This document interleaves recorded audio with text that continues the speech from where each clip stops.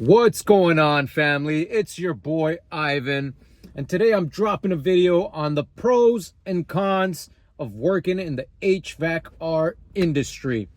Now, this video is for any entry-level service technicians, installers that are thinking of just going deep into the industry, or this is also for whoever is thinking of making a career jump. If that's you, make sure you stick through the whole video because I'm going to be going over some basic pros and cons that you should know about before you make the change.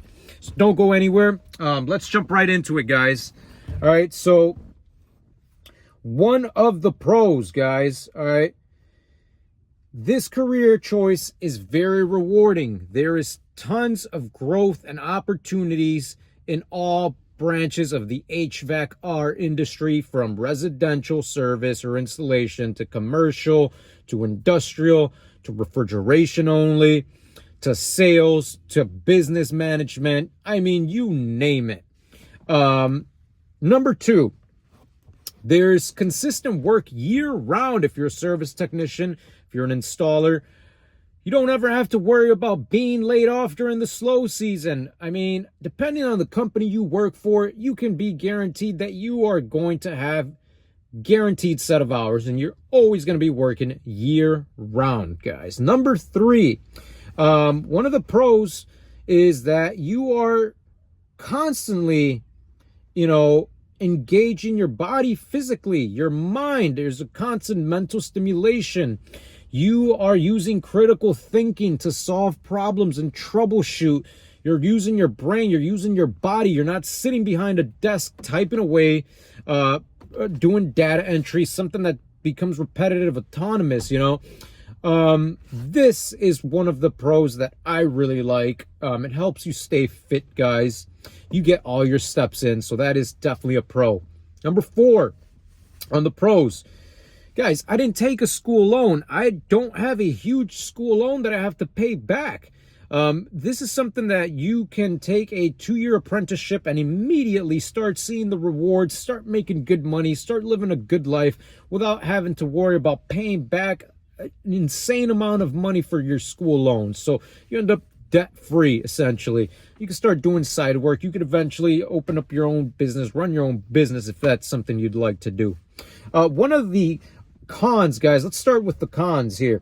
Number one is going to be the long, inconsistent work hours. I mean, there's days you start really early and you end up leaving work really late. This is going to be a problem if you have family, if you have kids. Guys, they're going to miss you. You're going to be gone for the majority of your day. You're going to miss out on family parties, special events, anniversaries.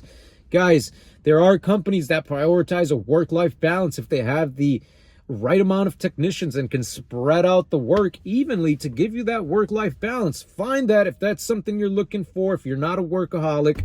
But if you are, this may be a pro for you. Number two of the cons, guys, all right, you're working under really hazardous conditions. All right, you're putting your physical body through a lot of wear and tear. All right, I've been getting really bad knee pains during the peak of the season. Knee pain, back pain. I'm only 32 years old, guys. You got to take care of your body. So keep that in mind. You're working with hazardous chemicals, refrigerants, fumes, gases, all of this stuff. You're going up and down ladders. You're carrying a heavy tool bag. You're working with sheet metal. You could get some really serious cuts.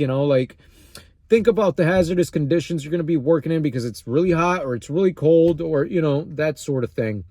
Number three on the cons, and this could be a pro and a con, but, for some people, working alone is not something they like to do. They're very social humans. They like to work in a team-like environment. They want to have that constant face-to-face interaction with their coworkers and their mates and buddies and whatnot, and that's how they like working, But in this industry, depending on what your role is, you may be alone like me. I'm running alone majority of the time.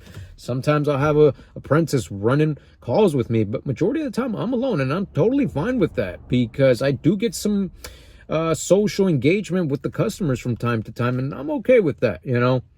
Number four, there is a steep learning curve, guys.